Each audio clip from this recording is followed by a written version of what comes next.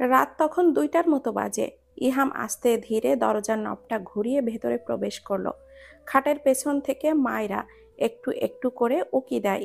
ইহামকে দেখে ধড়পড়িয়ে ওঠে। খাটের ওপাশ থেকে বের হয়ে এসেই থমকে দাঁড়ায় সে। একটু একটু করে সামনে এগিয়ে যায়। ইহামের গালের উপরি ভাগটাই লাল চটচটে হয়ে আছে। নাকের কাছে রক্ত, হাতের থেকেও রক্ত ঝরছে। মানুষটাকে এভাবে দেখে আঁতকে উঠল তার ভেতরটা। বুকটা মুচড়ে যেন কোনো কিছু কামড়ে ধরলো। এই মানুষটা এতটা ব্যথা পেয়েছে? তার বুকটা এতটা ভার হয়ে আসছে কেন? ওই পাষাণ মানুষটার সাথে তো আর কোনো কালে কোনো রকম সম্পর্কও তৈরি হয়নি। তবে এত কষ্ট কেন? কেন অবাধ্য ইচ্ছা জাগছে হৃদয়ে। মন চাইছে মানুষটাকে হাত বাড়িয়ে দিয়ে জড়িয়ে ধরতে, কিন্তু কোথাও একটা সংশয়, একটা দ্বিধা, তিক্ত একটা জড়তা তাকে বাধা সাধছে। মানুষটার সাথে তো আর কোনো সম্পর্ক তৈরি হলো না, তবে এমন আচরণ কি করে শোভা পায় তার মাঝে? যেখানে মানুষটা তাকে অপছন্দ করে দূরে সরে রাখে, সেখানে বেলাজের মতো করে এগিয়ে যাওয়া কি নিজেকে অপমান করা নয়? যে অপমান হতে যাওয়া যৌতিকও নয় বোধ হয়। নিজেকে দমিয়ে মেয়েটা পাথরের মতো স্তব্ধ হয়ে রইল। ভয় পাবার কারণ নেই, সবটা এখন নিয়ন্ত্রণে। তুমি ঠিক আছো কিনা তাই দেখতে এলাম। মায়েরা কিছু জবাব দিতে পারল না, কেবল তাকিয়ে রইল লোকটার আঘাতপ্রাপ্ত স্থান গুলির দিকে। হৃদয়টা আবারও হু হু করে উঠল তার। ইহাম ক্ষীণ কণ্ঠে বলল, শুয়ে পড়ো মায়েরা, আমার একটু কাজ আছে। গম্ভীর মুখে ইহাম আবারও দরজা লাগিয়ে দিয়ে চলে গেল। মায়েরা হাতলে হাতলে কোনো রকমে গিয়ে বিছানায় বসলো। ভেতরটা ফাঁপা হয়ে আসছে। তার ভেতর জ্বালা হচ্ছে বুকের ভেতর। বড্ড অস্থির অস্বস্তি তার গলা চেপে ধরেছে। মানুষটা বোধহয় ঘরে ঢুকলো আরো আধা ঘন্টা পর। সে ঘরে আসতেই মায়েরার নাকে বিদঘুটে একটা গন্ধ এলো। চিনতে বা বুঝতে অসুবিধা হলো না, মানুষটা সিগারেট টেনে এসেছে। রুমটায় যেন অক্সিজেনের অভাব পড়েছে। রাগে কটমট করতে করতে মেয়েটা একইভাবে ঠাই বসে আছে বিছানায়। এখনো ঘুমাওনি?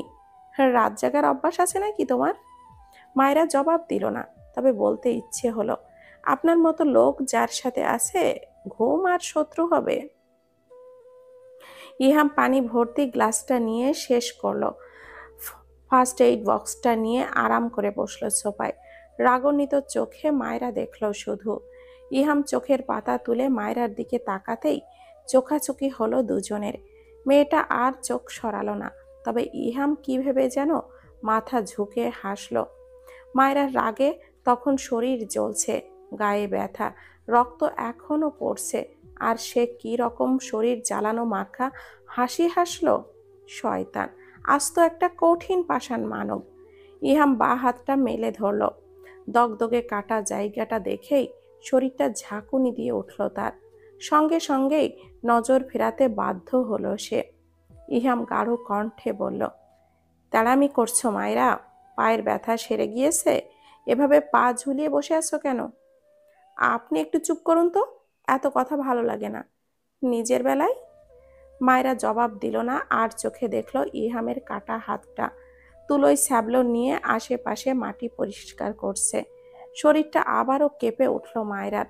ঝাড়া দিয়ে উঠতেই দৃষ্টি ঘোরালো। ডাক্তারের কাছে গেলে নিশ্চয়ই 3-4টা সেলাই করে দিতেও, এতক্ষণ ধরে বেঁধে হলেও। আচ্ছা, ডিফেন্সের জব করে পায়টা কি এরা? নিজের জীবনের চেয়ে এদের দাম, তাদের চাকরিই বা কেন? কি পায় জীবনকে মরণে ঠেলে এগিয়ে দিতে? মায়েরার কাটা হাতটা দেখে রাগ হলো। কেন এত মেজাজ খারাপ হচ্ছে সে নিজেও ঠিক বুঝতে পারছে না। ভয় পাচ্ছ কি মায়েরা? আশ্চর্য, ভয় পাবো কেন? তবে একটু পর পর কাটা জায়গা দেখে শিউরে শিউরে মুখ ফোলাচ্ছে কেন? মায়েরা কেবল বিরক্তিকর ভঙ্গিতে আওড়ালো, ঢং। ইহাম হাতটা পরিষ্কার করতে করতেই বলল, এদিকে আসো মায়েরা, একটু সাহায্য করো তো। পারবো না আমি, নিজেরটা নিজেই করুন। তুমি তো খুব বেয়াদব মেয়ে মায়েরা। দেখছো এক হাতে পারছি না, নিজে থেকে সাহায্য করবে সেটা তো না। আমি বলার পরও কি নিজের বেয়াদবি প্রকাশ করছো? করছি, কারণ আমি বেয়াদব। আমার এসব ভালো লাগে না, কাটা ছাড়া দেখতে পারি না আমি। একজন সেনা সদস্যের বউয়ের মুখে এইসব কথা মানায় না মেয়ে। কি বলছেন বিড়বিড় করে? স্পষ্ট কথা বলতে জানেন না? ঘুমিয়ে পড়ো মায়েরা, কয়টা বাজে দেখেছো? তর্ক না করে শুয়ে পড়ো, শুয়ে পড়ো। শব্দ দুটিতেই ধক করে লাগলো যেন মায়েরার। হঠাৎ এক দম বন্ধকর অস্বস্তি নদীর কলকল পানির মতো করে তীর ডোবার অনুভূতি হলো অন্তর্গ্রথিতে। আগে বিষয়টা এত সূক্ষ্ম চিন্তা না জন্মালেও এই নিভৃত নিরালা রাতে সেটা বেশ প্রভাব খাটাচ্ছে মনে। বড্ড অস্বস্তিও দিচ্ছে বিষয়টা। সংকোচ নিয়েও তাই বলল মায়েরা, আমি শিফুর ঘরে থাকবো, আপনি আপনার রুমে থাকুন। সহজাতি ইহামের ধাত পিস্তলে গেল একেবারে বুঝি। সে তীক্ষ্ণ চোখে তাকালো মায়রার দিকে। মেয়েটা হুট করে চোখের দৃষ্টিও সরিয়ে নিয়েছে তার ওপর থেকে, তবুও কিছুটা সামলে রাশভারী কণ্ঠে জবাব দিল, ও ঘুমিয়ে গিয়েছে, ওকে এখন ডাকা যাবে না, তাই তুমিও কথা না বাড়িয়ে ঘুমিয়ে যাও। আপনার সাথে আমি এক ঘরে থাকবো না। মায়রার সাপ সাপ কথায় ভুরুকুটি করে তাকালো ইহাম। অদ্ভুত কণ্ঠ নিয়ে শুধালো, কেন, সমস্যা কোথায় শুনি? তুমি কোনোভাবে আমাকে ভয় পাচ্ছ মায়রা? স্নিগ্ধ চাহনিতে মায়রা তাকালো লোকটার দিকে। ইহাম এক চুলো দৃষ্টি এদিকে ওদিকে করলো না তার ওপর থেকে। মায়রার ঠোঁট আচমকায় তুচ্ছ হাসি ফুটল মঞ্জুরির ন্যায়। কাটা বিধানোর মতো করে কণ্ঠে বলল, যেখানে সম্পর্কের কোনো দাম নেই, অনিশ্চিত সম্পর্কের পরিণতি যেখানে বিচ্ছেদ হতে পারে, সেখানে আমি আপনার সাথে কেন এক ঘরে থাকবো ক্যাপ্টেন সাহেব? মেজাজ এবার বেশ বিগড়ে গেল ইহামের। দাঁত খিঁচিয়ে আনলো সে, চোখটা বন্ধ করে হিস হিস করতে লাগলো। এই মেয়েটা এতটাই বোকা, কখন কোন পরিস্থিতিতে কোন কথা বলতে হয় সেই জ্ঞানটুকুও নেই তার মাঝে। এতটাই নির্বোধ সে। ইহামকে চোখ বন্ধ করে বসে থাকতে দেখে ঢোক গিলল মায়রা। শক্তভাবেই বলল, আমি শিবুর ঘরে যাচ্ছি। মায়রা উঠে দাঁড়ালো। খোঁড়াতে খোঁড়াতে কয়েক কদম এগিয়ে যেতেই ইহাম বজ্র বেগে উঠে দাঁড়ায়। লম্বা কদম ফেলে মায়রার বাহু চেপে খানিকটা নিজের কাছে আনলো। মায়রা তাকালো সেই দিকে, লাল লাল চোখের দিকে। কেমন যেন নিষ্ফিস করছে মানুষটা। এতটা রাগারাগি কেন এই মানুষটার? এতটা বদমেজাজি, কথায় কথায় কেন এত রাগ তার? দম নিল মায়রা। ভেতরে ভেতরে ভয় পেলেও কণ্ঠে বলল, ছাড়ুন আমায়। এই মেয়ে, এত বেশি কথা কেন বলো তুমি? বাচ্চা তো নও, বয়স হয়েছে, 18 না হলেও বোঝার ক্ষমতা তো আছে। এতটা রাগান্বিত করে তোলো কেন আমায়? আমি আপনায় রাগাচ্ছি? মায়েরা, চুপচাপ বিছানায় যাও। না, আমি শিপুর রুমে যাব। চোখ বন্ধ করে মায়রার তর্কটা হজম করলো সে। লম্বা লম্বা বার কয়েক নিঃশ্বাস নিয়ে বলল, তোমার শরীর ঠিক নেই, কিছু দরকার পড়লে তখন কি হবে? শিপু তোমার দেখভাল করবে? ও নিজেই তো ছোট। আমার দেখভাল করতে হবে না, আমি ঠিক আছি একদম, যেতে দিন। মায়রা, তুমি অযথা আমার সাথে তর্ক করে মেজাজটা নষ্ট করছো। যাও, গিয়ে শুয়ে পড়ো। আপনার সাথে তো একদমই না। দাঁত পিষে ইহাম মায়রাকে নিজের সাথে আরো মেশালো। কটকট করে বলল, কেন, আমার সাথে ঘুমালে কি কি হবে তোমার? এতই অপছন্দ নাকি তোমার আমাকে?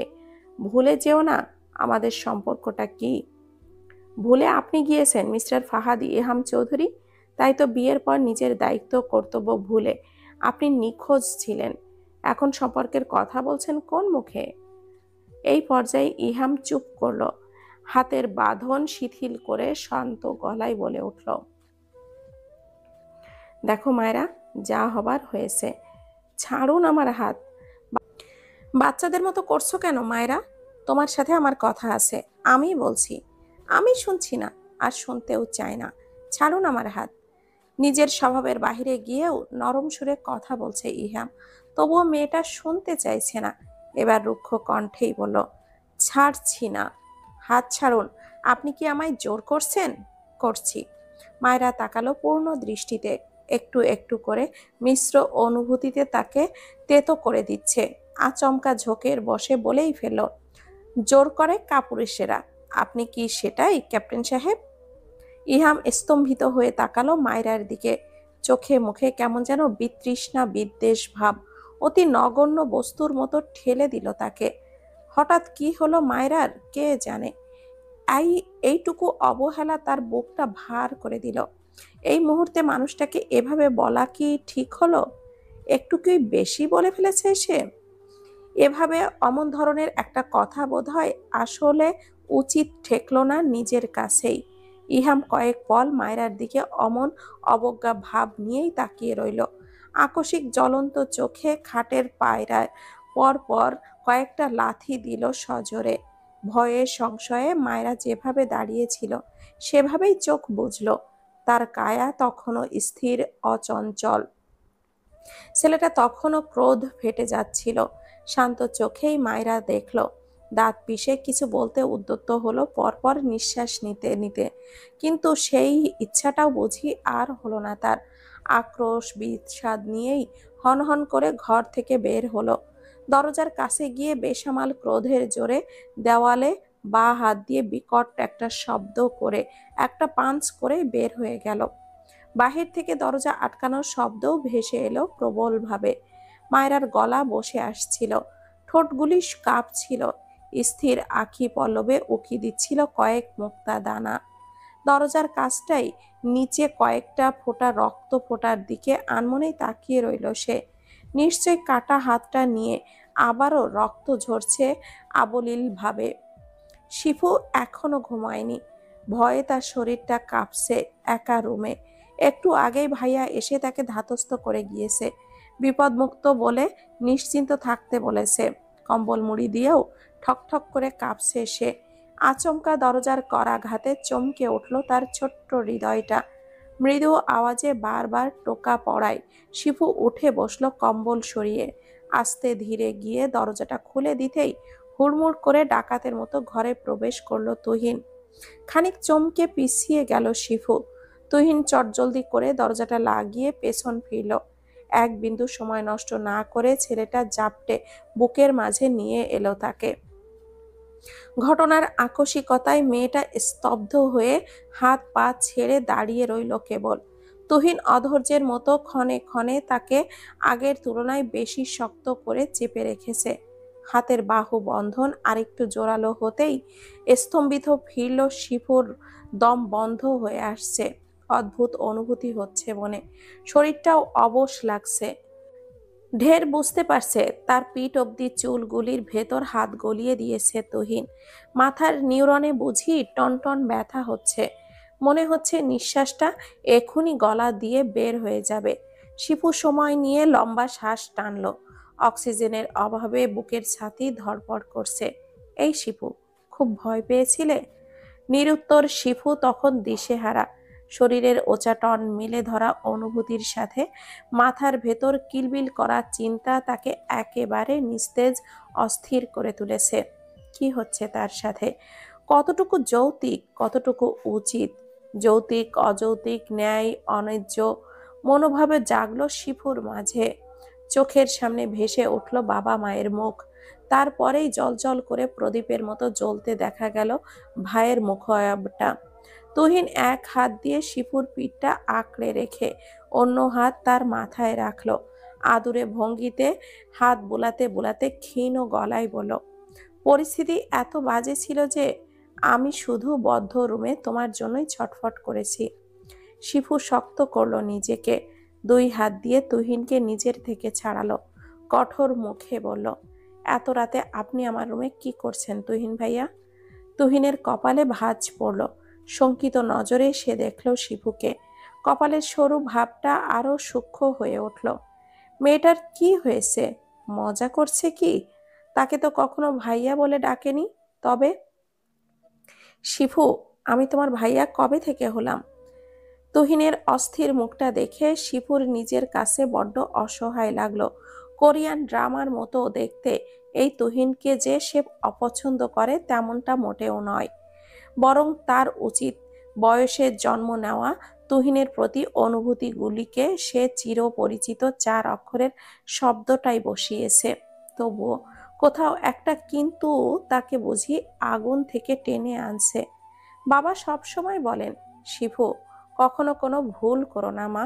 শিফু বোঝে বাবা কোনো ভুলের ইঙ্গিত দেয় তাকে। মা উঠতে বসতে বলেন, শিফুরে কখনো এমন কিছু করিস না যাতে তোর বাবা ভাইয়ের নাক কাটা যায়। কাউকে পছন্দ হলে ভয় না পেয়ে আমাকে বলিস আম্মা। তবুও তোকে সাবধান। আশেপাশে কত কিছুই শোনা যায়, আর ভাইয়ার কথা তো সে মনেই করলো না। তার ছোট্ট হৃদয়ে এখনো এত সাহস উদিত হয়নি যে বাবা মা ভাইকে ছাপিয়ে সে অনুভূতির দাম দিবে।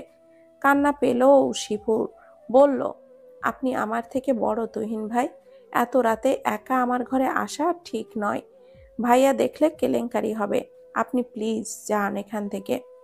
তুহিন ব্যস্ত হয়ে এগিয়ে এলো।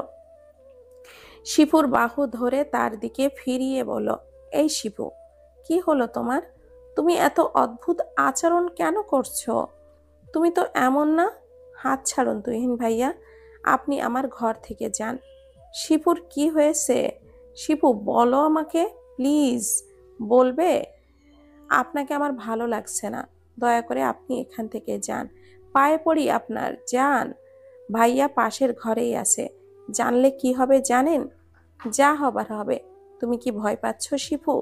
শিপুর বুকের ভিতর ধক করছে, থকথকে যন্ত্রণা অনুভব করছে। সহ্য করতে না পেরে জোরে জোরে শ্বাস টেনে সে খানিক উঁচু গলাতেই বলল, আপনি কি যাবেন তুহিন ভাইয়া? আপনি বুঝতে পারছেন না আমার ভালো লাগছে না, অসহ্য লাগছে, তবুও দাঁড়িয়ে আছেন কেন? যান, বের হয়ে যান। তুহিনের গলা ধরে আসছিল। তার হঠাৎ মেয়েদের মতো কান্না পাচ্ছে কেন?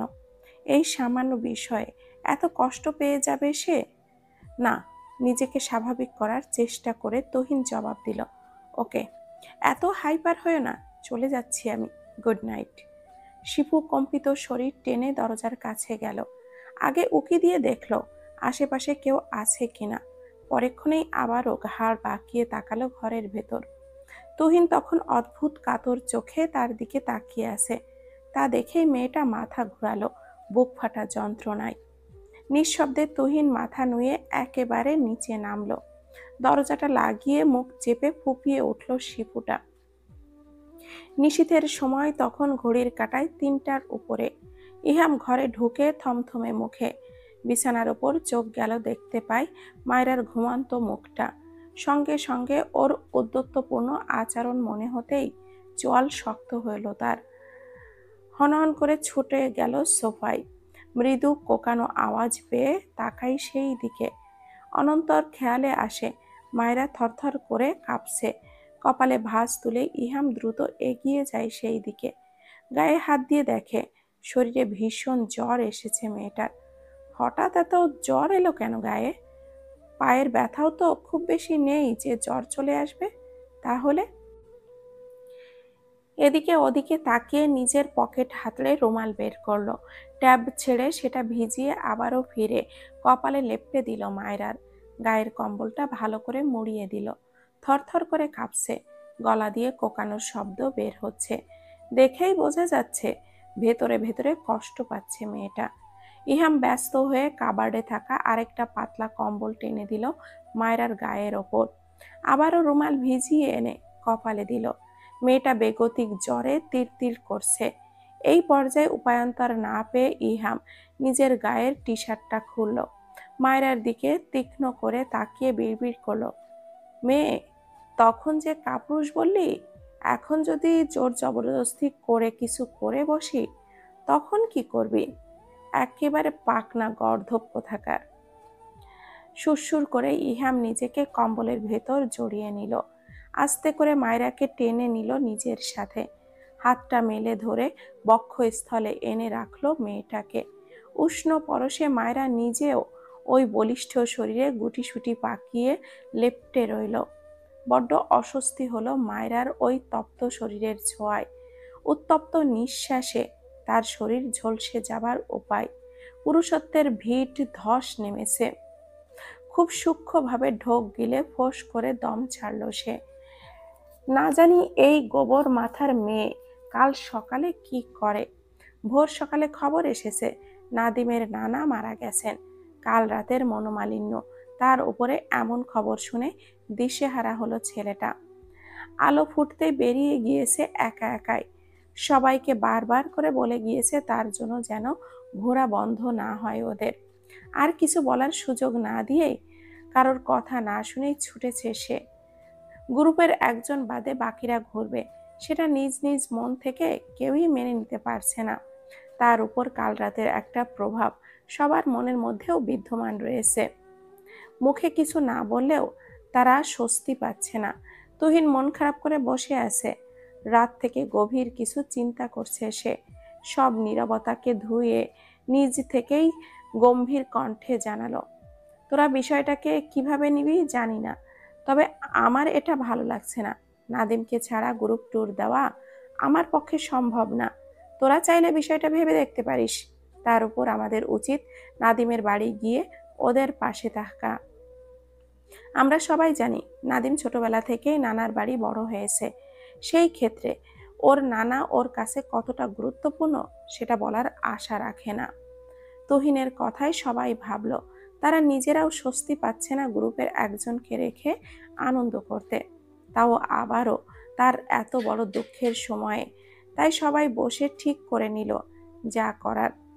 বেলা তখন 8:17। গা থেকে জ্বর কেটেছে মায়রার। জাগ্রত হয়ে অদ্ভুত কিছু অনুভব করলো সে।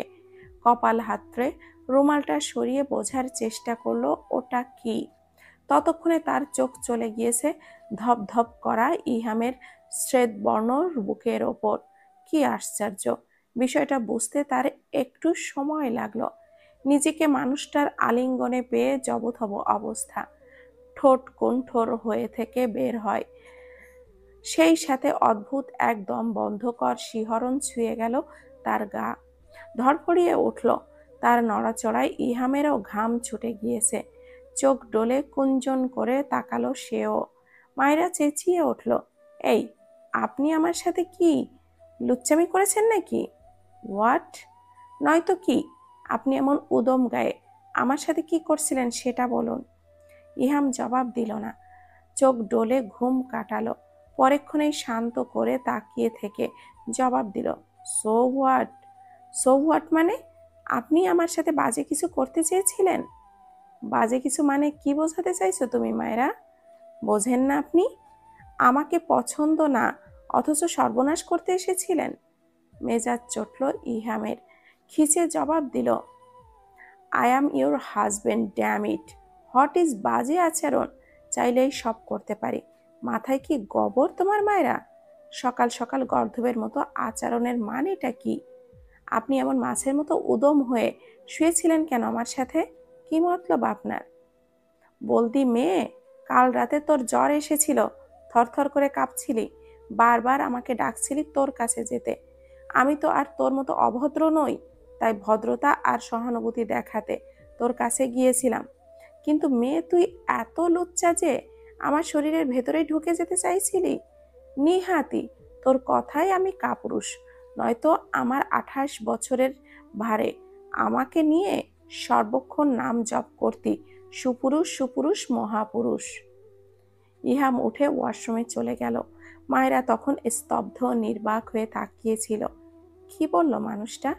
সে কাল রাতে তাকে ডাকছিল? এমন কিছু কি আদৌ হয়েছিল?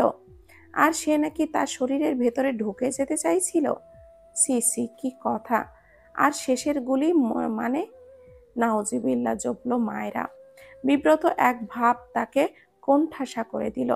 সেই সাথে ভাবল লোকটার ওই ধরনের অপ্রত্যাশিত কথা।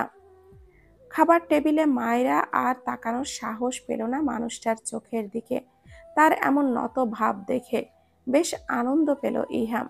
যেন ঠিক জায়গায় ঠিক মলম লাগিয়েছে। সবাই কেমন মন মরা হয়ে হালকা একটু খাবার খেয়ে নিল। কটেজের লোক কিংবা তাদের মাঝে কারোর মাঝে কোনো প্রকার প্রভাব দেখা দিল না কাল রাতের ভয়ঙ্কর তাণ্ডব লীলার। ইব্রাহিম এসে ইহামকে জানালো, স্যার, আপনার বলা মতো সব ব্যবস্থা করা হয়েছে আমার, আর এবার ওদের জায়গা মতো পাঠানো গেলেই অপারেশন কমপ্লিট। ইব্রাহিম, আমরা একটু পরেই বের হচ্ছি। Okay sir. তখনই তুহিন এগিয়ে এলো, মলিন কণ্ঠে ডাকলো, ইয়াম ভাই, আপনার সাথে আমার কি একটু কথা ছিল। ইহামকে ইশারা করতেই সে চলে গেল। ইহাম শান্ত চাহনিতে দেখল তুহিনের অস্বচ্ছ মুখটা। যতদূর সে বুঝেছে তুহিন খুব ভালো হাসি খুশির ছেলে। হঠাৎ তার কি হয়েছে, আর কিসেরই বা কথা। শিবু দূর থেকে সবটা দেখল, তার বুকটা দুরু দুরু করছে। তুহিন ভাই আবার ভাইয়ার সাথে কি কথা বলছে? কোনোভাবে কি তার নামে নালিশ টালিশ করবে নাকি? তাহলে তো তার ভাইয়া তাকে আর ঢাকা পৌঁছাতে দিবে না, একেবারে এখানেই জবাই করে খাদে ফেলাবে। বুক কাঁপছে শিপুর। কি বলবে তুহিন? ভাই, আসলে নাদিমের নানা মারা গিয়েছে, তাই ও চলে গিয়েছে, তাই আমরাও চাইছিলাম চলে যেতে। কথাটা শুনে ইহাম জবাব দিল না। সবার প্রথম সে ঘাড় বাঁকিয়ে হাত পাঁচেক দূরে বসে থাকা মায়রার দিকে তাকালো। মায়রাও চোখ তুললে চোখাচোখি হলো দুজনের। সঙ্গে সঙ্গে মেয়েটা মুখ ঝামটে দৃষ্টি ঘোরালো। তা দেখে একটুও চটল না বদরাগী ইহাম, বরং ঠোঁট চেপে নিগাড়ও হাসল। ব্যাগ থেকে বেশ কিছু বের করা হয়নি মায়রার। ইহামের রুমে এসে ফ্রেশ ওয়াশ আর টাওয়াল এটা মনমরা হয়ে ব্যাগে রাখছিল সে। যেতে একদম তার ভালো লাগছে না, তবু নিরুপায় হয়ে যেতেই হবে। ঠিক তখনই গটগট পায়ের আওয়াজে তুলে রুমে এলো ইহাম। তাকে দেখে দৃষ্টি ফিরিয়ে নিল সে। গোছানো জিনিসগুলিও কেমন এলোমেলো করে আবারও গোছানোর তাড়া দেখাচ্ছিল মেয়েটা। সূক্ষ্ম নজরে ইহাম সবটা দেখল। পরেক্ষণেই ঠান্ডা কণ্ঠে বলল, মায়রা, এদিকে ফেরো। মায়রা শুনেও না শোনার ভান করে কাপড় হাতড়াচ্ছিল, মুখ ভেংচি করে বিড়বিড় করছিল, তোর কথাতেই সব হবে নাকি রে বজ্জাত লুচ্চা? মায়রা, আমি তোমায় ডাকছি। শুনছি না আমি। কেন শুনছো না? আমার সাথে তেলামি না করলে কি তোমার ভালো লাগে না? পেটের ভাতগুলি কি নাড়ি পর্যন্ত যায় না? মায়রা জবাব দিল না। খুব কান্না পাচ্ছে তার। এত কান্না পাচ্ছে কেন তার? এই মানুষটা এতটা কঠিন কেন? কেন একটু ভালো করে কথা বলতে চায় না? একটু শোয়াক করে কেন কথা বলে না সে? সবসময় কেমন আদেশের সুরে শক্তভাবে ডাকে, কিন্তু সে তো চায় ওই মানুষটা তাকে নরম করে আদুরে মাখা কথা বলুক, ঠিক কাল রাতের মতো। ইহাম এগিয়ে গেল, মায়রার বাহু টেনে নিজের দিকে ফেরালো। চোখ চকচক করতে দেখা মোলায়েম কণ্ঠে জিজ্ঞাসা করলো, কাঁদছো নাকি গাধা? একদম আমায় ছুবেন না আপনি। আমি কাঁদি মরি তাতে আপনার কি? ছাড়ুন আমার হাত। ইহাম হাসলো খানিক। সে বোধহয় মায়রার রোগটা ধরতে পারল, তাই শান্ত কণ্ঠে বলল, ঘুরতে পারবে না বলে খারাপ লাগছে নাকি তোমার, নাকি আমাকে ছাড়তে?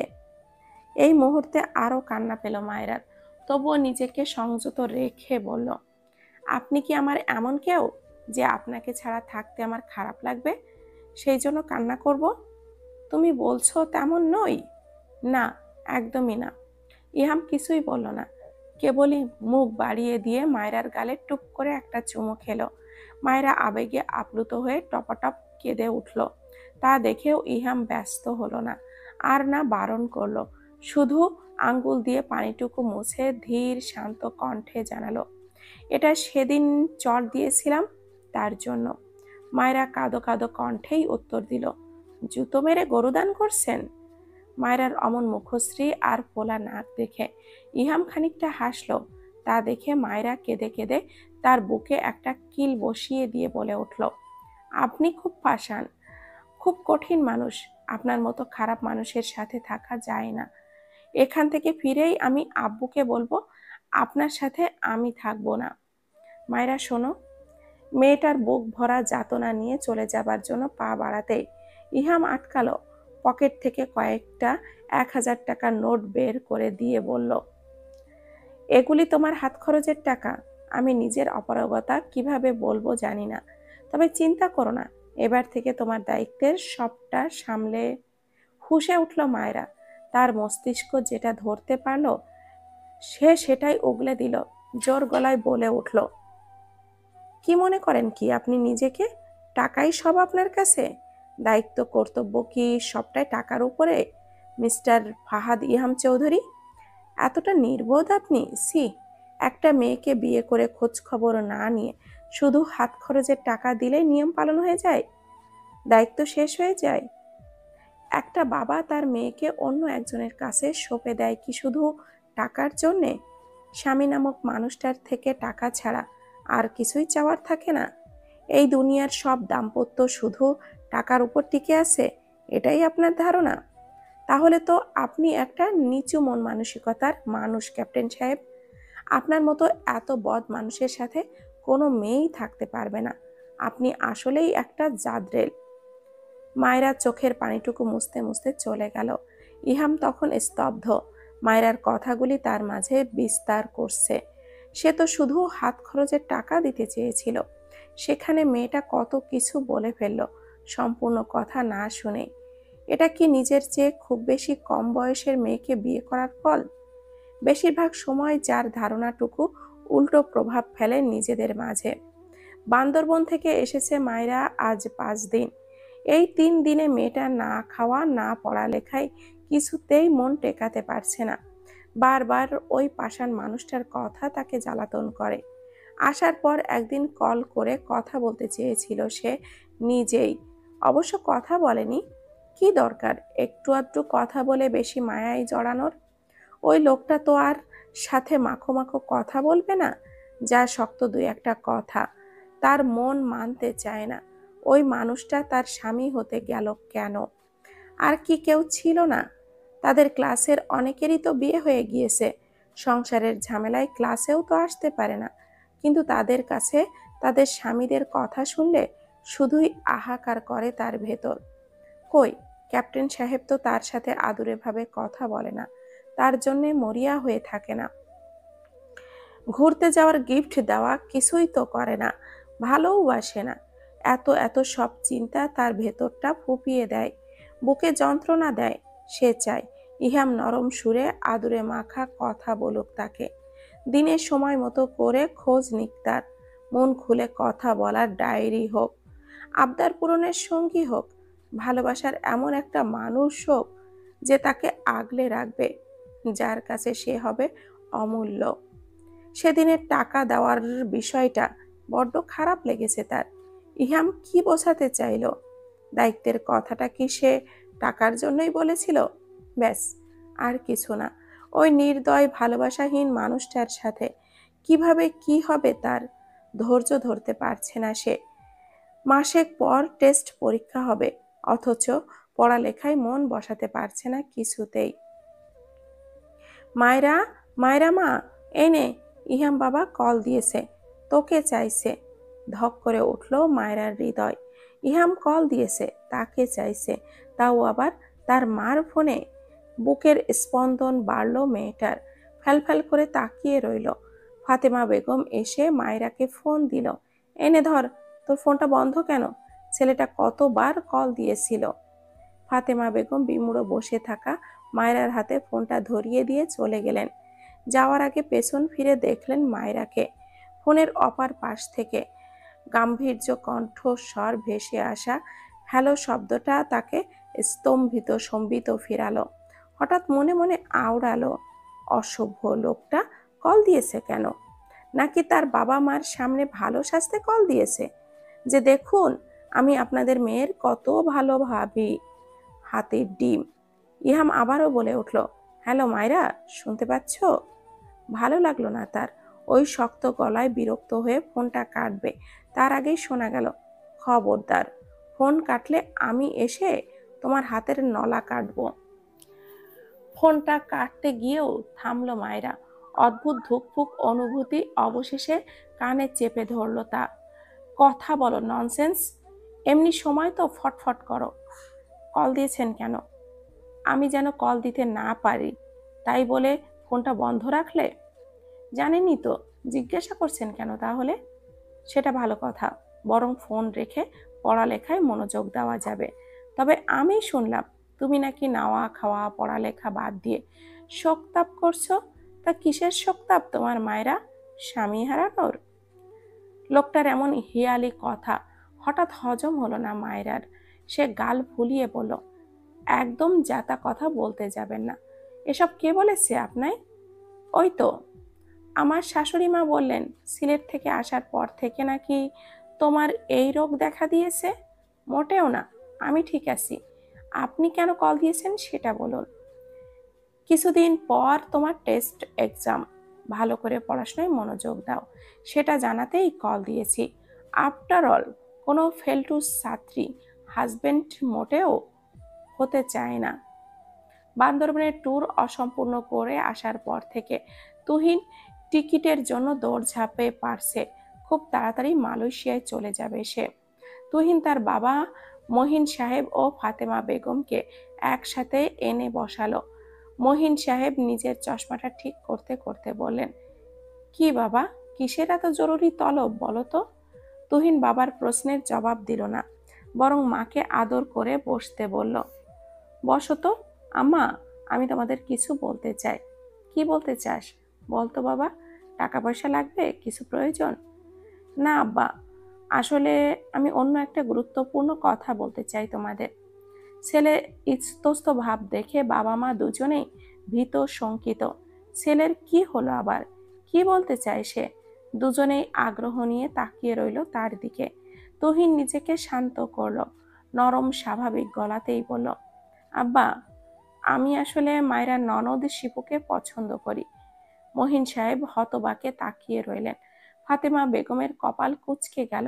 উনি চিন্তিত স্নিগ্ধ কণ্ঠে বললেন, মাথা খারাপ হয়ে গেছে তুহিন? কি বলছিস এই সব?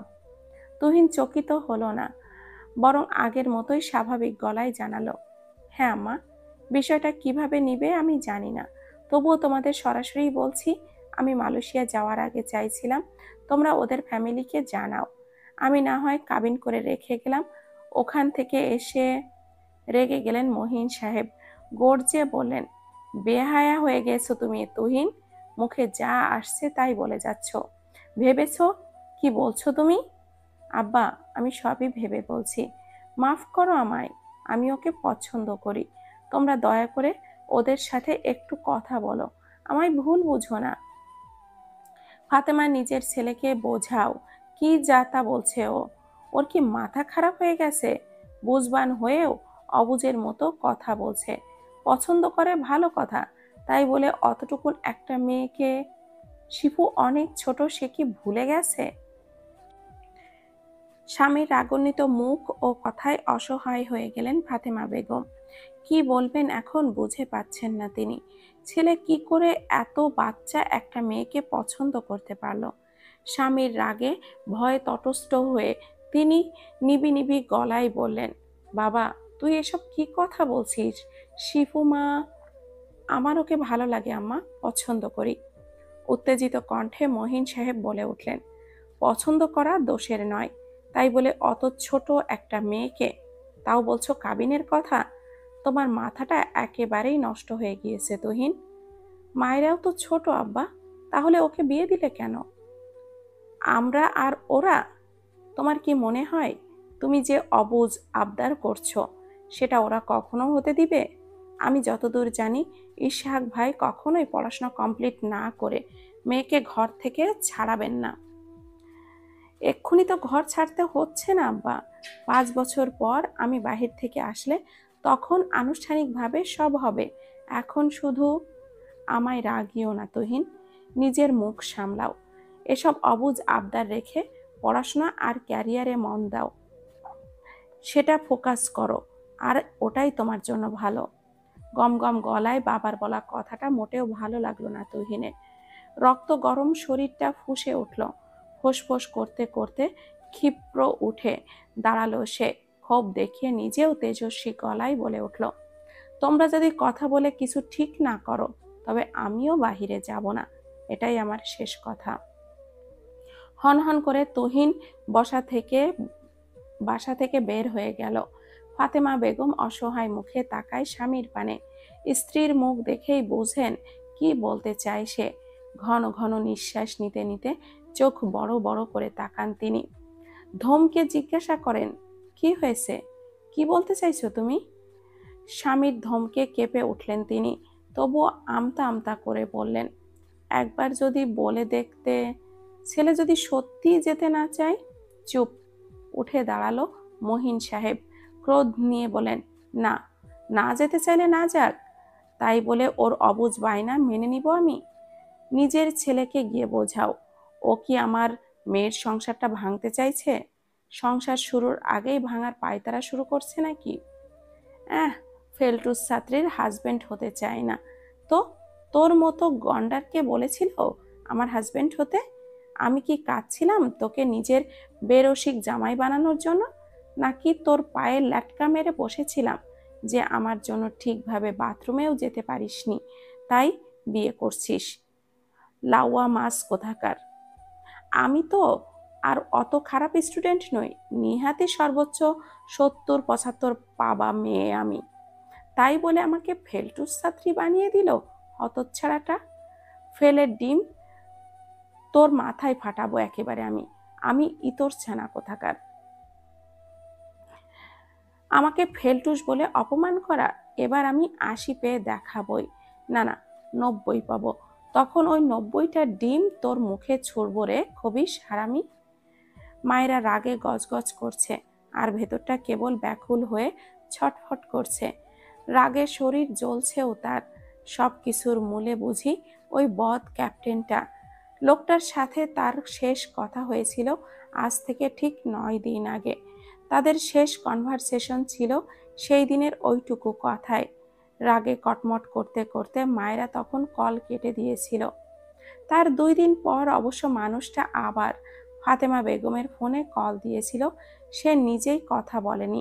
অতঃপর চাপা জ্বলনটা সহ্য করতে না পেরে 4 দিন পর আবার নিজেই কল দিয়েছিল সে।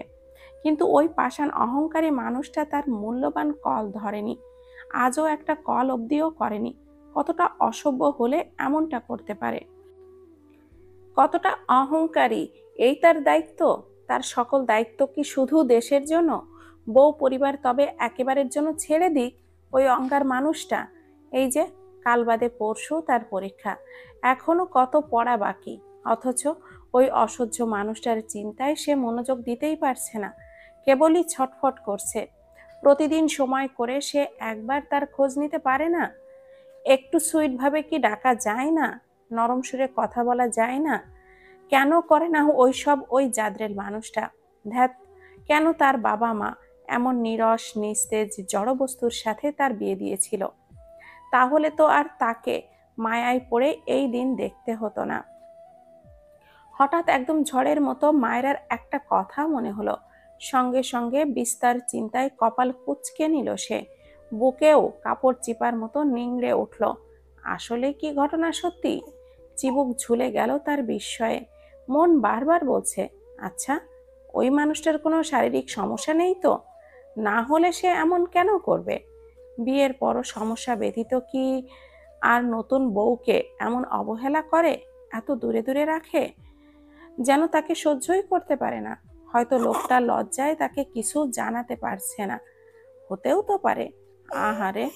মায়েরা বিষণ্ণ মুখে কপাল চেপে ধরল। মলিন কণ্ঠে একলা রুমে বিড়বিড় করলো, হাই রে, আমার আধভাঙা জামাই, এত সুদর্শন জামাই আমার, শেষমেশ কিনা অর্ধেক শক্তিবান। মায়েরা আরো বিড়বিড় করলো। বই সামনে নিয়ে চুপচাপ বসে রইল। চোখের পাতায় লেখা থাকলেও মন পাখির মতো করে ছটফট করে কোথায় কোথায় উড়ে বেড়াচ্ছে। তবুও জোর করে বইয়ের পাতায় মনোযোগ রাখার চেষ্টা করছে। যে করেই হোক সব সাবজেক্টে 90 না পেলেও 80 পেয়ে হলেও ওই 80 মুখে ঝামা ঘষার মতো ছুঁড়ে মারবে ওই ইতর লোকটার মুখে। তাকে ফেলটুস বলা! একটা চাকরি করে বলে কি নিজেকে খুব পটু মনে করে নাকি? আরে, এসব চাকরি তো তুড়ির ব্যাপার, ঘুষ দিলেই কেল্লা ফতে। এসব নিয়ে আবার বড়াই হতচ্ছাড়ার। মুখ ভ্যাংচালো সে তুচ্ছ সুরে। নিজের উপর যুদ্ধ করে যাও একটু পড়তে মন বসিয়েছিল, তাও মোবাইলে ফোনটা সেই সংযোগ কাট কাট করে দিল। প্রচন্ড বিরক্ত হয়ে ফোনটা হাতে নিল।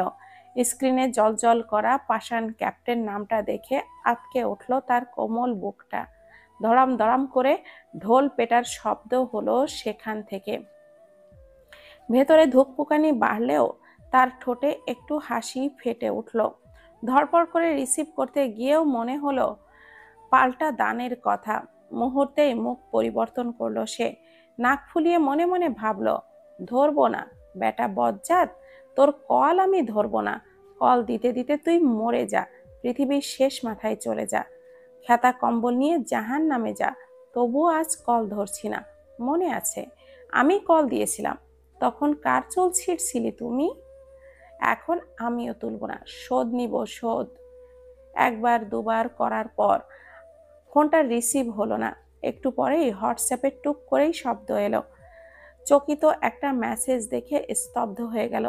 লজ্জা নাকি ক্ষোভে মুখ লাল হলো তা বোঝার উপায় নেই।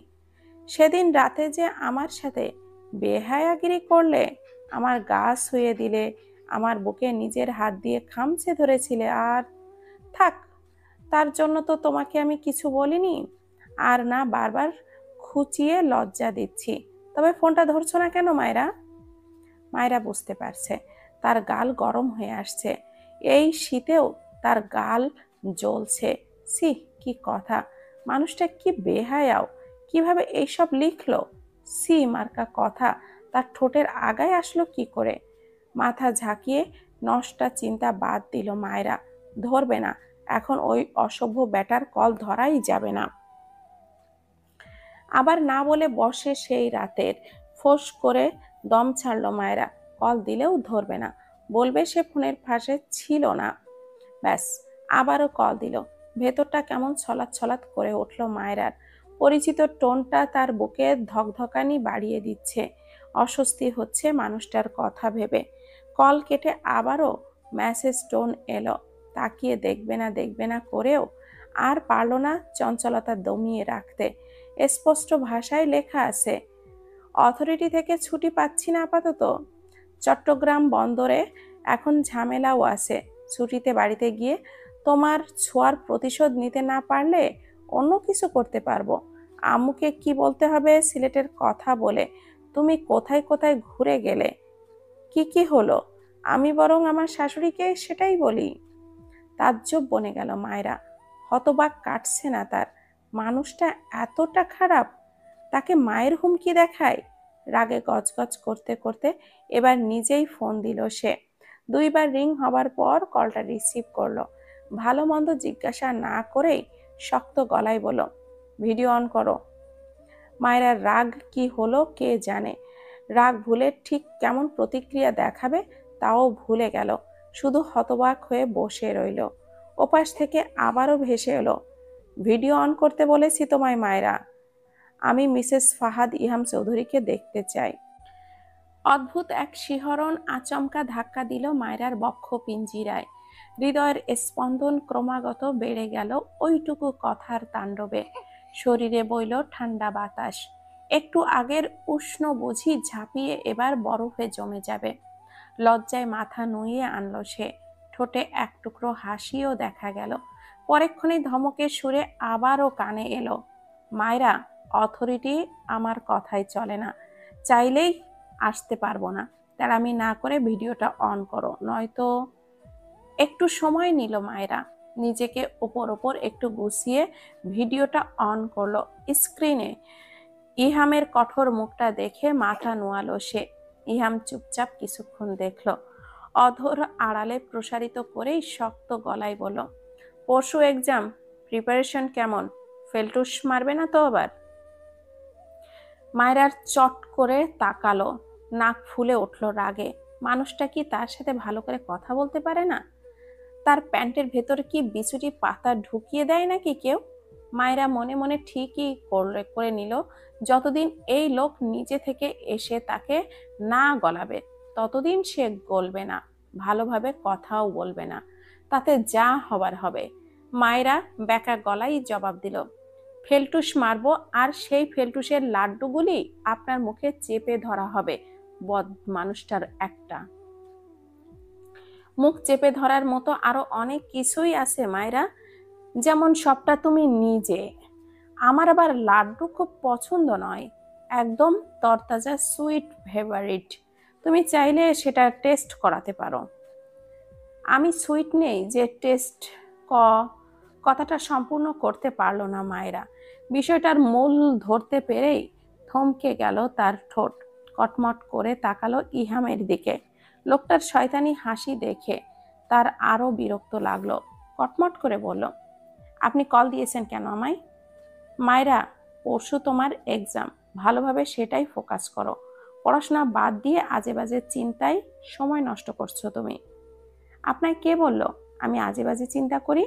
মনে হলো তুমি আমায় নিয়ে বেশি চিন্তিত। মায়েরা হাঁসফাঁস করে উঠল। কি জবাব দিবে ভাবতে লাগলো সে।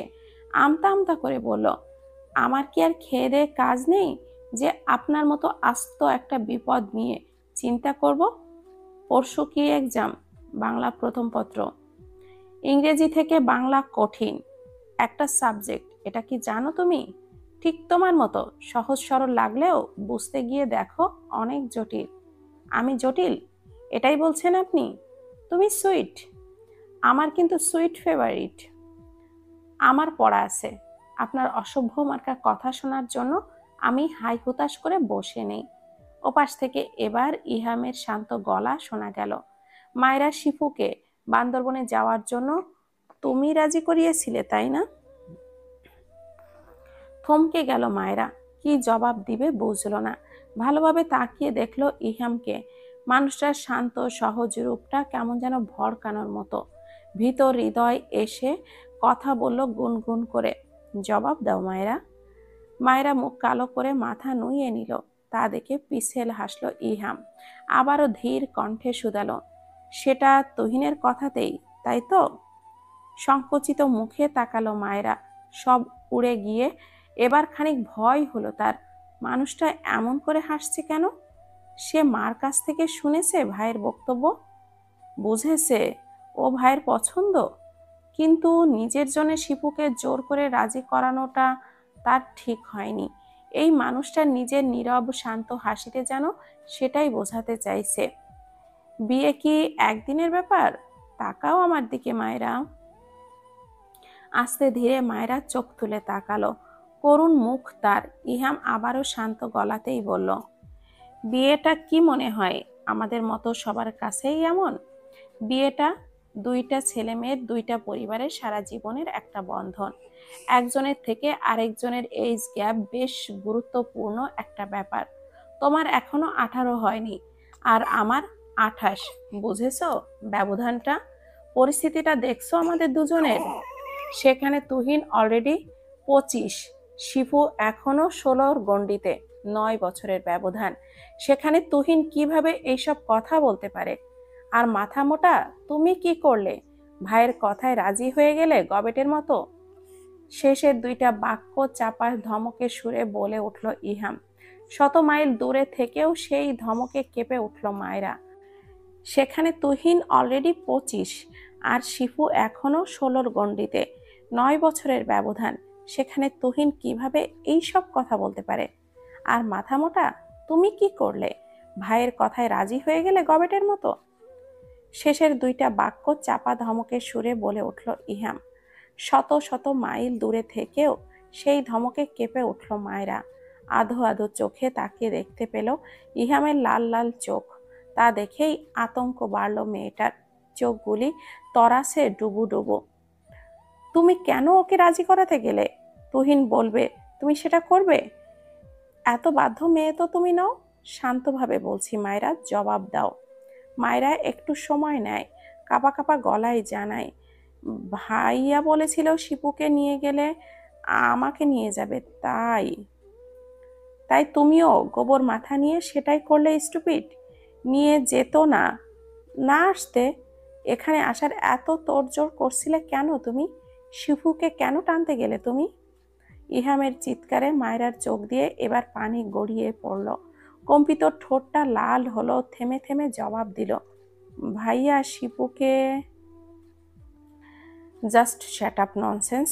তুমি বাচ্চা না মায়েরা, বিবেক বুদ্ধি যে নেই তেমনটাও না। আমাদের আন্ডারস্ট্যান্ডিংটা দেখেছো? 3 মাসের উপরে চলে। কেউ কাউকে বুঝেছি এখনো? মিনিমাম ভালো করে কথাটা পর্যন্ত হয় না। তুমি তোমার মতো ভাবো আর আমি আমার ভাবনাটা আমার মতো ভাবি। ফলশ্রুতিতে সম্পর্কটা কোথায় সব দেখেও কি করে বলতে পারলে? মায়েরা, শিপু এখনো ছোট, তুমি কি গাধা নাকি? ভাইয়া শিপুকে পছন্দ করে, তাই তাদের সম্পর্কটাও ভালো হবে। কিন্তু আপনি তো আমায় পছন্দ করেন না, আপনি পছন্দ করেন অন্য শাড়ি পরা মেয়েকে, তাই আমাদের সম্পর্কটাও জায়গার দূরত্বের চেয়ে আরো বহু গুণ বেশি। মায়েরা খুব করে বলতে মন চাইছিল কথাগুলো, কিন্তু পারছে না। মানুষটার ধমকে কথা বলার ধরন তার গলা কাঁপিয়ে দিচ্ছে। নীরবে টুকটুক করে কাঁদছে মেয়েটা। ল্যাপটপের স্ক্রিনে মায়রার দিকে ভালো করে তাকালো, প্রতিটি বিন্দুর দিকে নজর দিল সে। লাল চোখ, নাক কাঁপা ঠোঁট সব দেখল। তার ওই ক্রন্দনরত অবস্থায় হঠাৎ করে বিগড়ে দিল ইহামকে। শান্ত করতে চেয়েও পারল না। মেজাজ খুব করে খারাপ লাগছে তার। চেঁচিয়ে বলে উঠল, একদম আমার সামনে কাঁদবে না, কাঁদতে হলে আড়ালে কাঁদো। স্ক্রিনের সামনে গাধার মতো কাঁদছো কেন ইডিয়েট? তোমায় কেউ খেয়ে ফেলছে? মাথা মোটা গর্ধব একটা। এক্সামগুলি ভালো করে দেওয়া চাই, রেজাল্ট ভালো খারাপ হলে এসে একদম মেরে ফেলবো ড্যামিট। ক্যাম্পে গার্ডেনের দিকটায় ইহাম চুপচাপ নীরবে দাঁড়িয়ে আছে। হাত দুটি খুব শক্তভাবে মুষ্টিবদ্ধ করে পেছনে ঠেকিয়ে রাখা হয়েছে। বুক ফুলিয়ে টান টান সিনা নিয়ে দম্ভের সাথে দাঁড়িয়ে আছে আনমনে। গোধূলির আভার চারিদিকে নিজস্ব কিরণে মনোহর করে ফুটিয়ে তুলছে বসুমতীকে। ব্যক্তি জীবনকে খুব একটা প্রাধান্য সে কোনো কালেই দেয়নি। চাকরির আগের সময়টাই পড়ালেখা আর ক্যারিয়ার নিয়ে কাটিয়েছে। নিজের পছন্দ মতো এত ভালো একটা পদে চাকরি পাওয়ার পর থেকে নিজের সবটা উজাড় করে দিয়েছে কেবল নিজের দায়িত্বে। খুব নিয়ম কানুন চলা এই শক্ত মানুষটাও যেমন এখন কোনো কারণে হাঁপিয়ে যায়, যেন কোনো একটা কিন্তুতে এসে সর্বস্বটা থমকে যায় তার।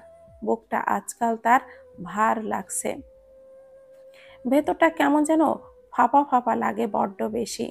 তার এই অবস্থার মূল কেন্দ্রবিন্দু যে কোথায় এসে ঠেকেছে তার হদিশও আছে তার কাছে। এই পর্যায়ে এসে মন বারবার বলে, এখন একটু নিজেকে সময় দেওয়া প্রয়োজন। একান্ত ব্যক্তিগত কিছু সময় তার বেশ অত্যাবশ্যকীয় হয়ে উঠেছে। আর যাই হোক, এই ফাঁপা অস্থির ভাবটা কাটিয়ে শান্তি স্থাপনের জন্য হলেও আবশ্যক। মায়রা নামক অস্থিরতাটাকে এবার লাগাম টানা প্রয়োজন। সম্পর্কটার স্রোতটা কোন দিক দিয়ে বেগতিক হারে বয়ে যাচ্ছে তা বেশ অনুধাবন করতে সক্ষম সে। শুধু ওই বোকা মাথা মোটা মেয়েটাই নিজের ঘাড়তারামি আর বাচ্চামিতে আটকে আছে। 4 মাস 10 দিনের কাছাকাছি চলে তাদের বিয়ের। তবুও কোনো কিছুই ঠিক নেই তাদের মাঝে। যত যাই হোক, এবার সরাসরি বসে হলেও একটা পর্যায়ে যাওয়া খুব বেশি প্রয়োজন। বিয়ে কি আর বইয়ের সাথে শুধু শুধু ঝগড়া আর তেড়ামি সহ্য করবে বলে করেছে নাকি? বইয়ের বয়সের অপেক্ষা করতে করতে কি বুড়ো বয়সে আদর সোহাগ পাবে তার? ভাবনার ছেদন ঘটে ইব্রাহিমের ডাকে। হঠাৎ নিরিবিলি পরিবেশটা ঝনঝন করে ওঠে। ক্যাপ্টেন কর্নেল শিহাবুদ্দিন স্যার আপনার অপেক্ষা করছে, জরুরি বিষয়ে ডেকে পাঠিয়েছেন উনি। কপাল কুঁচকে তাকালো ইহাম, চকিত বিড়বিড় করলো, জরুরি তলব? আবার দায়িত্ব চাপিয়ে দিবে নাকি স্যার? ওইদিকে বইয়ের রাগে আমি আদমরা হয়ে যাচ্ছি। এবার কি যাওয়া হবে না নাকি? এই জীবনে মনে হয় না আমার বাচ্চা বইয়ের সোহাগ পাওয়া হবে। কাজ আর দায়িত্বের ঘাড়ে চড়তে চড়তে কবর অপেক্ষা করবে গো মাবুদ। মায়েরা একটু স্বস্তি বোধ করছে। কালকে টেস্ট এক্সাম শেষ হয়েছে, এবার যেন একটু হলেও দম নিতে পারছে। পরীক্ষা আসলেই মনে হয় কেউ তার গলায় ছুরি ঢেবে ধরেছে। দমটা সবসময় আটকে থাকে। অতঃপর পরীক্ষা শেষের কয়েকটা দিন যেন আকাশ বাতাস এক হয়ে যায়। যদিও এমন মরমর করে কখনোই বইয়ের সামনে বসে থাকে না সে, কেবলই ওই জাদরেলটার কথাই জিদ ধরেই পড়তে বসেছিল। যদিও একদিক থেকে তার খুব ভালোই হয়েছে, পরীক্ষাগুলি খুবই ভালো হয়েছে, তাই মনটাও ফুরফুরা। মাকে খুব করে রাজি করিয়ে নিয়েছে। আজই ফুপির বাসা থেকে 4 কি 5 দিন থেকে আসবে, সেই জন্যই রেডি হচ্ছে সে। 3 মাস পর আবার ফাইনাল এক্সাম। এখন কয়দিন একটু রিল্যাক্সে না থাকলে ব্রেন আউট হয়ে সে মারাই যাবে। তাছাড়া মিথিলা আপুর সাথেও একটু জম্পেশ কথা বলা যাবে, এই বদ মানুষটা নিয়ে একটু আলোচনা করা যাবে। সেই দিন জবরিলের মতো করে ধমকিয়েছে, তারপর আর কথা তেমন একটা হয়নি। পরীক্ষা দিন মেসেজ করেছিল, এক্সামটা মন দিও দিও মায়েরা, বেস্ট অফ লাক। নিকুচি করেছে তোর বেস্ট অফ লাকের, গুলি মারি তোর লাকের। আমার সাথে রাক্ষসের মতো করে আবার শুভকামনা জানানো হয়। সেদের হাড্ডি, ঢ্যাঁড়সের ঢ্যাঁড়স। বকতে বকতে সে আর রিপ্লাই করেনি। অনবদ্য বাতাসে বেসামালভাবে উঠছে মায়রার উন্মুক্ত চুল। গাড়িও চলছে আপন গতিতে। গটগট করে কয়েকটা পিক তুলে ডেতে দিল সে। আজ আসলে অনেক দিন বাদে তার মনটা ভালো। অনেক দিন পর মিথিলা আপুর সাথে দেখা হবে। বাবাও বলে দিয়েছে 2 থেকে 3 দিনের উপরে যেন না থাকে। বাবা দিয়ে আসতে চাইলেও সে রাজি হয়নি। অনেক আবদার করে একা আসতে পেরেছে। আজ কেবলই মুক্ত পাখির মতো উঠতে মন চাইছে। তো তো ক্যাপ্টেন সাহেব, এই খবর আমার তনয়া শুনলে কি করবে? কি করে ঝড় সামাল দিব সেটাই আগে বলো। তারপর না হয় দাওয়াতটা না পাওয়ার জন্য চিন্তা করব। তোমায় কি শাস্তি দেবার আছে? ইহাম মাথা নত করে চমৎকার হাসল। কর্নেল শিহাবুদ্দিন মন্ত্রমুগ্ধ হয়ে ছেলেটার হাসি দেখল। এই নম্র ভদ্র স্বল্পভাষী ছেলেটাকে ওনার ভীষণ পছন্দ। মেয়ে তনয়া যেমন ইহামকে পছন্দ করে, তিনিও ঠিকই করে রেখেছিলেন প্রস্তাব দিবেন তার কাছে। কিন্তু ভাগ্যের আগেই নিজের পথ বেছে নিয়েছে। ইস, আরেকটু আগেই করার দরকার ছিল। এখন বুঝি মনে মনে তিনি বড্ড আফসোসই করছেন। প্রথমত, আপনার মেয়েকে স্যার আমার চেয়ে আপনিই ভালো বুঝবেন কি করে তাকে সামলানো যায়।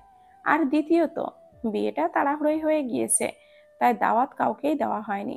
অনুষ্ঠান হলে নিশ্চয়ই পাবেন। এর শাস্তি কি হতে পারে ধারণা আছে তোমার? এই সামান্য কারণে কোনো শাস্তি হতে পারে এরকম কোনো নিয়ম কিন্তু নেই স্যার। হা, তোমার সাথে কি আর পারা যায় ক্যাপ্টেন? তা আমাদের ট্রিট রেডি করো। স্যার, আমাকে ফকির করতে চাইছেন বুঝতে পারছি, তবে এই শাস্তি মঞ্জুর। God bless you Fahad Iham Chowdhury. বিবাহিত জীবন সুখের মধুময় হোক। দোয়া করি আমার মতো তিক্ত স্বাদ যেন তোমাকে সহ্য করতে না হয়। জীবনটা তেনা তেনা বানিয়ে ফেললো মহিলাটা, আর আমারটা ধ্বংস করে ফেলছে ওই ঘাড়তেরা মেয়েটা। তেনা তেনা না ভস্য হওয়াই বুঝি বাকি। চিন্তা করবেন না স্যার, সেটাই মনে হয় করে ছাড়বে ওই বেয়াদব মেয়েটা।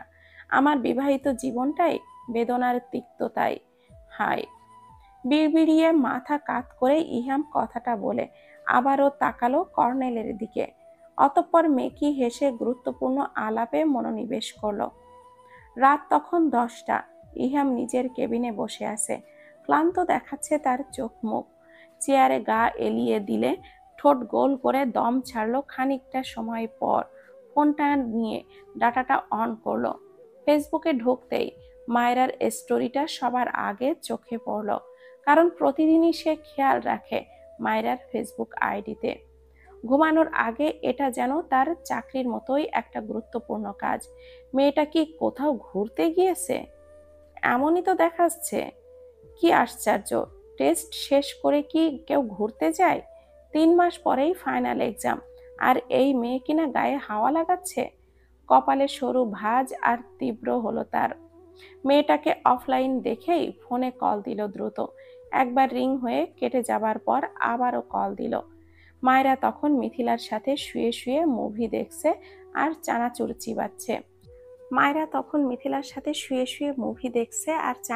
চিবাচ্ছে। স্ক্রিনে তখন সানাম তেরি কাসম মুভির দুর্দান্ত সিনটা। ইস, ছেলেটা মেয়েটাকে নিজের সবটা উজাড় করে ভালোবাসলো। নিঃস্বার্থ ভালোবেসে নিজের ভালোবাসাকে কেমন আরেকজনের কাছে তুলে দিতেও পারছে, এক বুক নীরব যাতনা নিয়ে। ইস, এভাবে ভালোবাসা যায়? মায়রার বুকটা কেমন যেন দুরু দুরু করছে। ছেলেটার মুখের ইমোশনাল ভঙ্গিটা যেন একদম বলার মতো না। ইস, কতটা নিখুঁত এক্সপ্রেশন, যেন জীবন্ত। মায়রা পুরো মুভিটা যেন ছেলেটার ওই মুখের আদলের দিকেই মায়া মায়া চোখে তাকিয়ে আছে। ইস, ভালোবাসার অনুভূতিটা কেমন যেন অন্য রকম। এক কাঙ্ক্ষিত মানুষের কথা মনে এসে তার হৃদয়ের অস্থির দোলাচল ক্রমাগত ভারী করছে, ধক ধক করে ওঠা নামা করছে সেটা। আচমকা ফোনে কল আসায় বড্ড বিরক্ত হলো সে। পাশ ফিরে নিজের ফোনের দিকে তাকিয়ে ইহামের নাম্বারটা দেখেই আঁতকে উঠল। এই বেটা এখন কল দিয়েছে কেন তাকে? একটু নড়ে চড়ে উঠে বসলো সে। মিথিলা আপুর দিকে তাকিয়ে দেখলো সে গভীর ধ্যানে আছে, মুভির দিকে তাকিয়ে। আস্তে আস্তে করে উঠে গেল সে, বেলকনির দিকে ত্রাস গতিতে এগোলো। আবারও পেছন ফিরে মিথিলা আপুকে পরখ করে কলটা রিসিভ করলো। এই মেয়ে, টেস্ট এক্সাম দিয়েই কি পড়ালেখা আকাশে বাতাসে উড়িয়ে দিয়েছো? 3 মাস পর যে ফাইনাল এক্সাম, সেটা কি ভুলে গিয়েছো বেয়াদব? ভেতরের সব অনুভূতিগুলি ভোঁতা হয়ে গেল মায়রার। মেজাজটাও খিটখিট করে উঠল। এই লোকের মুখে কি একটুও ভালো কথা নেই? মুখে মিষ্টি লাগিয়ে কি কথা বলতে শেখেনি সে?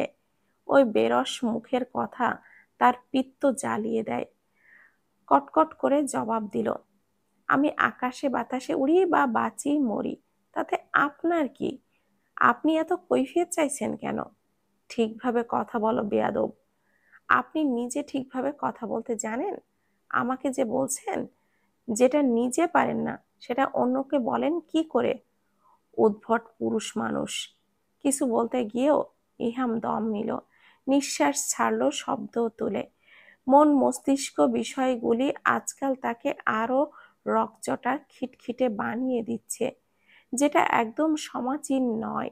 সবটা বুঝেও যেন লাগামহীন চলছে তা। অতঃপর শান্ত স্বরেই বলল, ভয় পাও না আমায়?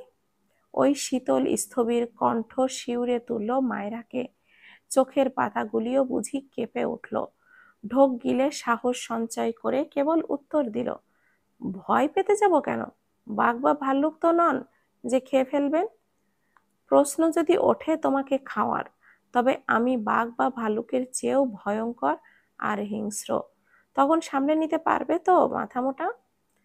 পুরো তাজ্জব বনে গিয়েছে মায়রা, থমকে গিয়েছে তার বাক শক্তি। কানের পাশ দিয়ে যেন বোতলার ভো ভো শব্দ আসছে। চারপাশের সব স্থির নিস্তেজ নিষ্প্রাণ, শুধু বুকের গহীন থেকে দিক বিদিক শব্দ আসছে কেবল। কি বললো এই লোকটা? এইসব কোন ধরনের বেহায়াগিরি কথা? নির্লজ্জ সি মার্কা কথা বলতে লোকটার কি একটুও বাধলো না? কান দিয়ে যেন ধোঁয়া বের হচ্ছে, চোখগুলিও রসগোল্লা হয়ে গিয়েছে। ওপাশ থেকে হিম শীতল গলা আসলো, ওই গবেট, কথা বন্ধ হয়ে গিয়েছে নাকি?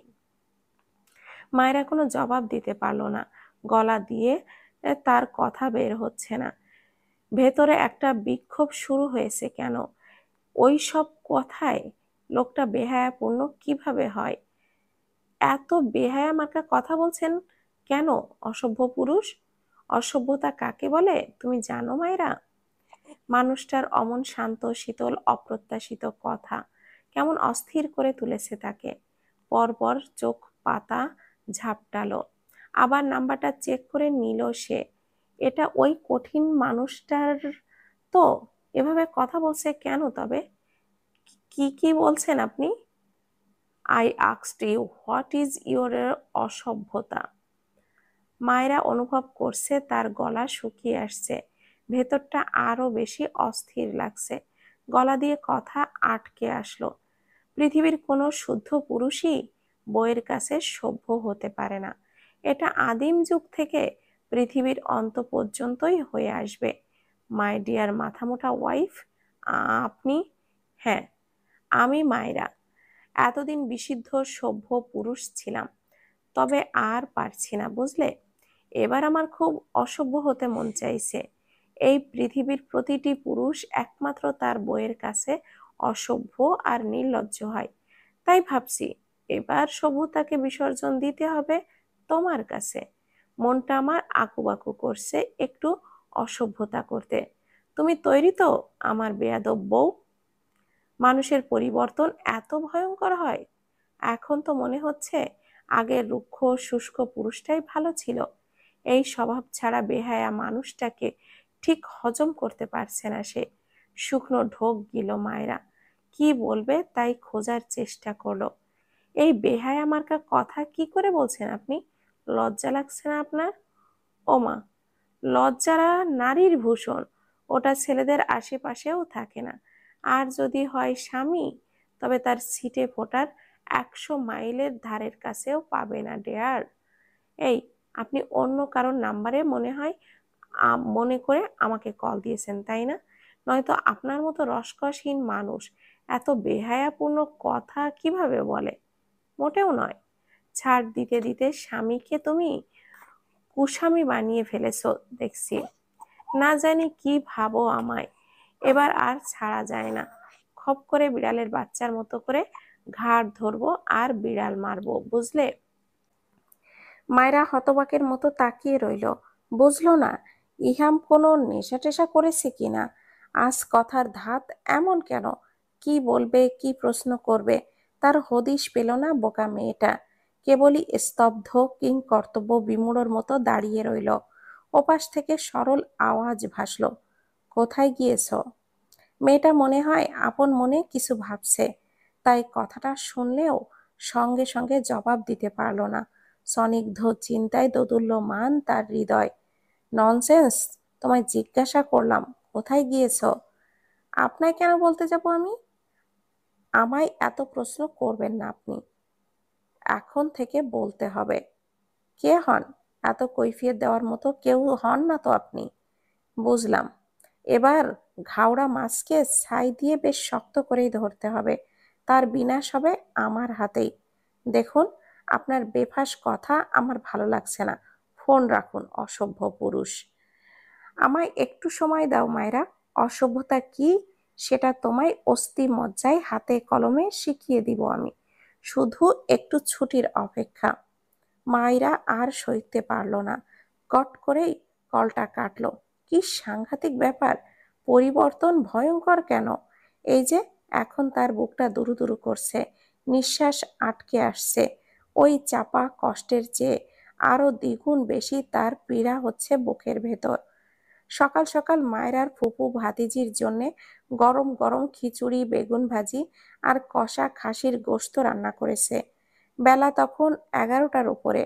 মায়েরা ওয়াশরুম থেকে আসার সাথে সাথে তার ফুপু আনতারা বেগম হাতটা টেনে ধরেন তার। বিছানায় বসিয়ে বলেন, আমার আম্মা, আগে এইটুকু খেয়ে নে। বল, ফুপির রান্না কেমন হয়েছে? ফুপি, টাওয়ালটা রাখো, রাখতে তো দাও আগে। ওটা আমার কাছে দে, আমি মেলে দিব। তুই আগে খেতে বস, দেখ তো তোর পছন্দের খাবার। মায়েরা খুশিতে গদগদ। বিছানার ওপরেই মিথিলা আর সে খেতে বসেছে। মায়েরার খাওয়ার তৃপ্তির ভাব দেখে তিনি আহ্লাদি গলায় বললেন, আম্মা, জলপাইয়ের আচার আর বোম্বে মরিচের আচার আছে, আনবো? মায়েরার ইঙ্গিত পেয়ে তিনি দ্রুত বড় বড় কাছে 2টা বয়েম এনে রাখলেন মেয়েদের সামনে। অতএব মায়েরার গা বুলাতে বুলাতে বললেন, আম্মারে, তোর পছন্দের ইলিশ মাছ রান্না করেছি, তুই খা। আমি রান্নাঘরে গেলাম, কিছু লাগলে মিথিলাকে বলবি। তুমি যাও তো আম্মা রান্নাঘরে, আমরা ছোটটা আর আমাদের হাতে তুলে দিতে হবে না। তুমি চিন্তা করো না তো, যাও। খাওয়ার ফাঁকে মায়েরা ধীর কণ্ঠে সব বলে দিল মিথিলাকে। সব শুনে সে কড়া গলাতেই জবাব দিল, এই বোকামে, আমি তোকে এত বাড়াবাড়ি করতে বলেছিলাম? তোকে এত তাড়াতাড়ি গলে যেতে বারণ করছিলাম, কিন্তু জোরটাও তাও খাটাতে বলছিলাম, সেটা তো করিসনি। তোর কথাতে কিন্তু মনে হচ্ছে একটু বেশিই করে ফেলেছিস। শুধু মুখ ফিরিয়ে নিলে না হয়। কখনো কখনো একটু নরম হলেও পুরুষ মানুষ বরফের মতো গলে যায়। তুই তো ওনার সাথে সাথে যেচে কখনো ভালো করে কথাই বলিসনি। সবসময় তেড়ামি ঘাড় আর একটু বেয়াদবই করেছিস।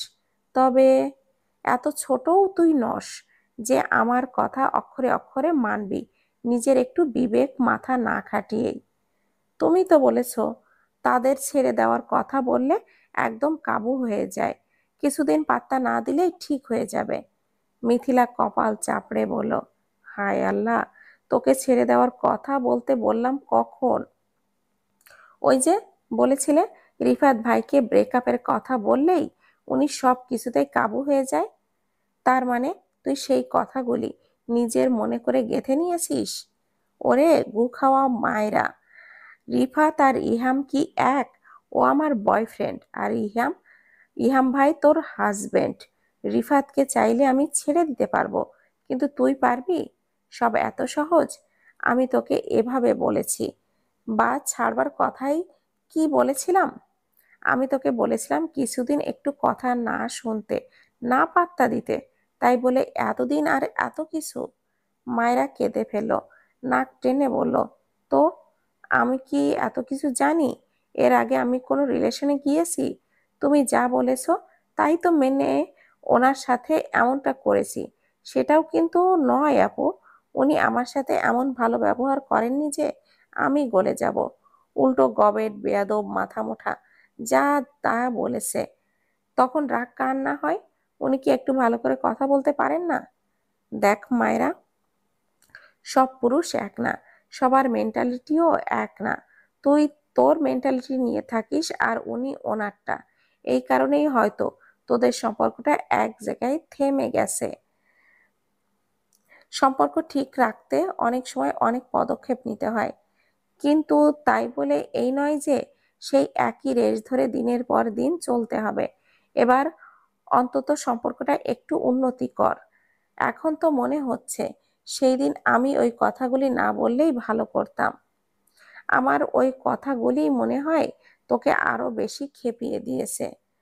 তুমি বারবার একই কথা বলছো আপু। আমি একা কিভাবে সম্পর্কটা ঠিক করব? এখন সব দোষ আমার হয়ে গেল। আর ওই রুক্ষ লোকটা, রস নেই কষ নেই তার। দেখ মায়েরা, একটু বুঝবান হয়ে চিন্তা কর। তুই মনে করছিস ওনার দোষ, কারণ তুই ওনাকে যেভাবে চাস উনি সেরকম নয়। এমনও তো হতে পারে ওনার ক্ষেত্রেও একই থিওরি কাজ করছে, তাই সম্পর্কটা একদম উন্নতির দিকে ধাবিত হচ্ছে না। যাই হোক, অনেক হয়েছে। আর যতটুকু আমার মনে হয় উনি সেই দিকে একটুও এগোচ্ছেন। এবার তোর দায়িত্ব ওনাকে একটু হেল্প করা। তোকেও এক পা বাড়াতে হবে। মায়েরা মাথা নিচু করে সবটা শুনলো। মনে মনে কি ভাবলো তা মিথিলা ধরতে পারল না। সে আবার ভালো করে মায়েরাকে দেখে নরম সুরে বলল, অনেক করেছিস, পাত্তাও দিসনি বা অন্য কিছু। এবার একটু মিথিলা আহ হোক হ শিথিল হ প্লিজ। এটা বয়ফ্রেন্ড বা গার্লফ্রেন্ডের রিলেশনশিপ নয়, স্বামী স্ত্রীর বন্ধন এটা। এটা চাইলেও এত সহজে ভাঙা যায় না। আর রিফাতের কথা যে বলছিস, সেটা এখন আর নেই। 3 দিন হয় ওর সাথে ব্রেকআপ হয়েছে আমার।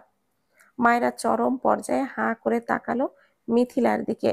তার মুখ তখন স্বাভাবিক। কিরে, তোদের খাওয়া শেষ হয় না? আন্তারা বেগম হন্তদন্ত হয়ে রুমে আসছেন। মিথিলা ফিসফিস করে বলল, আম্মু কিন্তু এসব জানে না। যদি এই বিষয়ে কিছু বলিস তবে তোর পিঠে ইট পাথর গাঁথবে। রাতে হিমেল বাতাস গায়ে কাটা দিচ্ছে, শরীরের সব লোম কূপ দণ্ডায়মান। তবুও মায়েরার খুব করে কিছু চিন্তায় মশগুল। মিথিলা আপুর কথাও বেশ ভাবাচ্ছে তার ছোট্ট কোমল হৃদয়। সেই ভাবনা আরো জোরালো হচ্ছে ক্রমে ক্রমে। গ্রামের হিম বাতায়নে শীতল হবার সাথে সাথে অনেক নতুন অনুভূতি ডালপালা ছেড়ে প্রকাণ্ড আকার ধারণ করেছে। মায়েরা আনমনে থেকেই নিজের ফোনটা বের করলো। শান্ত শীতল মনটা নিয়ে কল দেবার পরিকল্পনা করলো। লোকটার সাথে ধীরে স্থিরে একটু কথা বলার উদ্দেশ্য তার। একটু নরম গলায় কথা বললে না হয় দেখুক।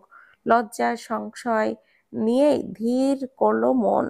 আগে ফেসবুকে ঢুকে চেক করতে নিল মানুষটা লাইনে আছে কিনা, কারণ চাইলেও বা অফলাইনে থাকলেও ফোন করতে পারবে না। নিজের ফোনের টাকা বা মিনিট কোনোটাই নেই।